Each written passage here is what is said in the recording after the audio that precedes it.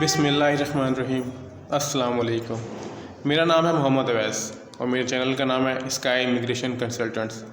जैसा कि आप सब जानते हैं कि हमने पुरानी वीडियो में डिस्कस किया था कि इस वक्त किस कंट्रीज़ की वीज़ा रेशो ज़्यादा जा रही है और पाकिस्तान में इस वक्त कौन सी एम्बेसीज ऑपरेशंस हैं।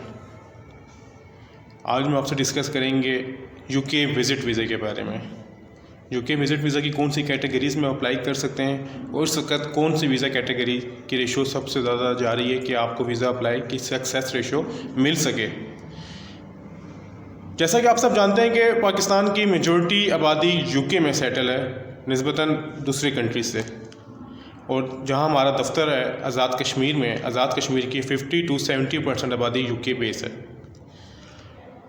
नॉर्मली होता क्या है कि लोग किस तरह अपना यूके का ट्रैवल करते हैं, वो वहाँ से मंगवाते हैं स्पॉन्सर लेटर अपने फैमिली फ्रेंड्स से, अपनी फैमिली से या अपने दोस्त अहबाब से, या उनके जो भी ऐसा रिश्ता वहाँ पर है कि हमें वहाँ से विज़िट वीज़ा, वहाँ से हमें स्पॉन्सर भिजवा सकें ताकि यहाँ से ये अपना विज़िट वीज़ा अप्लाई कर सकें। जो सबसे बड़ी गलती होती है अप्लाई करने में, वो गलती ये होती है कि लोग इस तरह करते हैं कि जब वहाँ से स्पॉन्सर आ जाता है तो वो उसको असेसमेंट नहीं करते कि अगले की बैंक स्टेटमेंट क्या है, हमारी बैंक स्टेटमेंट क्या है, हम कितने दिनों के लिए वहाँ जा रहे हैं, हम कहाँ जा रहे हैं। वो सिर्फ अपना कंसल्टेंट से या एजेंट से रब्ता करके अपने केस रेडी करवा लेते हैं, जिससे उनका 90% केस रिफ्यूज़ हो जाता है।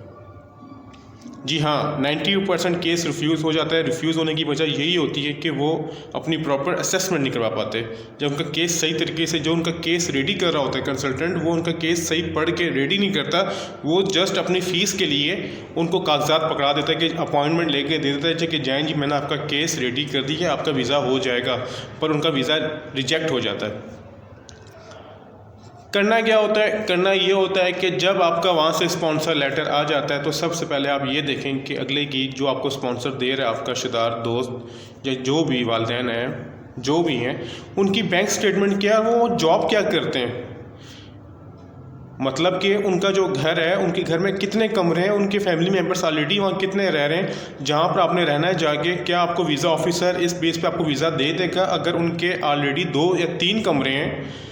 क्योंकि जैसा कि आप जानते हैं यूके में छोटे घर होते हैं, 2 से 3 कमरों के घर होते हैं, तो उनके ऑलरेडी अगर 3-4 मेंबर्स हैं तो आप जाके कहाँ रहेंगे, आपको सेपरेट रूम कौन देगा, अपनी प्राइवेसी का ख्याल कौन रखेगा। क्योंकि गोरे इस चीज़ को बहुत ज़्यादा सेंसिटिव लेते हैं, प्राइवेसी को बहुत ज़्यादा लेते हैं।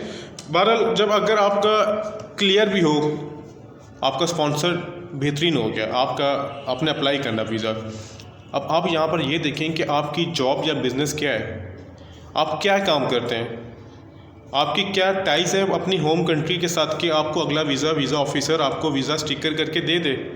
आपकी बैंक स्टेटमेंट कितनी है। मैं ये बातें क्लियर करता चलूँ कि बैंक स्टेटमेंट होना से वीज़ा नहीं हो सकता। हम सब के लोगों में एक अलग सोच है कि जी कि हमारा वीज़ा हो जाएगा कि हमारी 10 लाख की बैंक स्टेटमेंट है, 20 लाख की बैंक स्टेटमेंट है। वीज़ा कभी इस बेस पे नहीं होता। वो आपसे पूछेंगे कि आपके पास इतना पैसा कहाँ से आया, आपने 10 लाख की ट्रांजैक्शन कहाँ से की, आपने 20 लाख की ट्रांजैक्शन कहाँ से की, जो आपके अकाउंट में 20 लाख पड़ा हुआ ये कहाँ से आया, आप क्या उसको क्लैरिफिकेशन देंगे। तो लिहाजा अगर आप जॉब कर रहे हैं तो आपका सैलरी अकाउंट होना चाहिए। सैलरी अकाउंट में आपके पास जो आपकी मंथली सैलरी आ रही है, आप उसमें से निकाल के अगर अपने दूसरे पर्सनल अकाउंट में डाल रहे हैं तो ये एक चीज़ लॉजिक समझ में आती है। अगर आप सैलरी अकाउंट में, अगर आपकी सैलरी हर महीने की 1 तारीख को आती है, मिसाल के तौर पे 20,000 रुपये, और आप 3 तारीख को उसमें मज़ीद पैसे डाल रहे हैं, 5 को निकाल रहे हैं, 7 को डाल रहे हैं, तो आपका सैलरी अकाउंट नहीं हुआ। तो ये तो आपकी इसमें कोई क्लियरिफिकेशन दे नहीं सकते। आप भाई नौकरी कर रहे हो 20,000 की, तो आपके पास इतना पैसा कहाँ से आ रहा है। तो इस चीज़ को बहुत ज़्यादा देखना पड़ता है कि आपका बैंक स्टेटमेंट किस तरह की है। अगर आपकी बिज़नेस है तो आपके पास कम से कम टैक्स डॉक्यूमेंट्स होने चाहिए, आपके पास चैम्बर का लेटर या चैम्बर का कार्ड होना चाहिए कि आप ये बता सकें जी कि हमारे पास ये सब कुछ है कि हम लोग फ़लाँ जगह काम कर रहे हैं।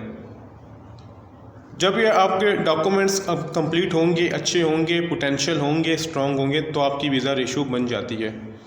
एक और बात मैं बता चलूँगा आपको साथ ही कि ज़रूरी नहीं है कि आपके पास स्पॉन्सर लेटर ही हो यूके से। अगर आपकी बैंक स्टेटमेंट अच्छी है, अगर आपके पास आपकी ट्रैवल हिस्ट्री अच्छी है और आप वाकई टूरिस्ट हैं, आप घूमने जाना चाह रहे हैं तो आप होटल बुकिंग पे भी जा सकते हैं।